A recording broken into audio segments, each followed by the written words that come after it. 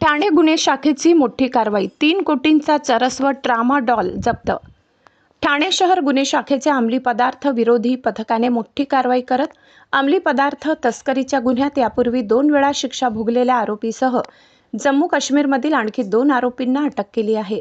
विरोधी पथकाचे पोलीस हवालदार अमोल देसाई यांना माहिती मिळाली होती की खारेगाव टोलनाक्याजवळ काही इसम हे चरस हा अंमली पदार्थ विक्रीसाठी येणार आहे। त्या अनुषंगानं अंमली पदार्थ विरोधी पथकाचे पोलीस निरीक्षक जनार्दन सोनवणे, सहाय्यक पोलीस निरीक्षक सोमनाथ पाटील आणि त्यांच्या टीमने एसीपी विनय घोरपडे यांच्या मार्गदर्शनामध्ये सापळा कारवाई आयोजित केली, ज्यामध्ये फिरोज खान राहणार अंकलेश्वर गुजरात याला ताब्यात घेण्यात आलं। त्याच्याकडून एकूण 3 किलो चरस आणि 12,000 ट्रॅमाडॉल मेडिसिनल टॅबलेट असा एकूण मुद्देमाल जप्त करण्यात आला, ज्याची किंमत अंदाजे 3 कोटी रुपये आहे।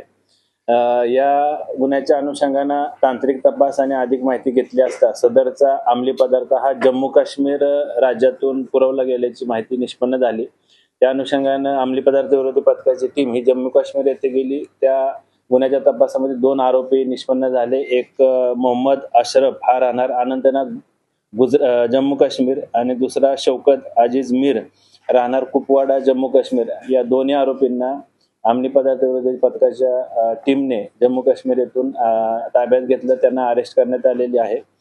यामध्ये शौकत अजीज मीर याची पोलीस कोठडी ही 12 जून पर्यंत आहे। त्याचबरोबर फिरोज खान मुख्य जो आरोपी आहे त्याची देखील सध्या न्यायालयीन कोठडी आहे, त्याला आम्ही पुन्हा पोलीस कोठडीमध्ये घेऊन अधिक तपास करीत आहोत।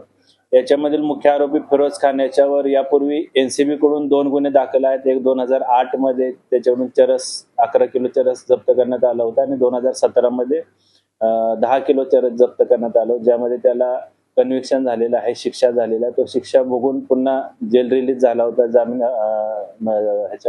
जेलमधून सुटला होता।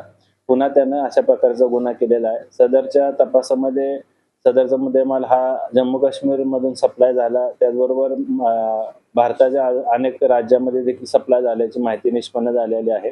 याबरोबर या गुन्ह्यामध्ये अजून कुठल्या आरोपींचा सहभाग आहे का, यांचे कोण साथीदार आहेत का, याचा देखील अंमली पदार्थ विरोधी पथकाची टीम तपास करत आहे।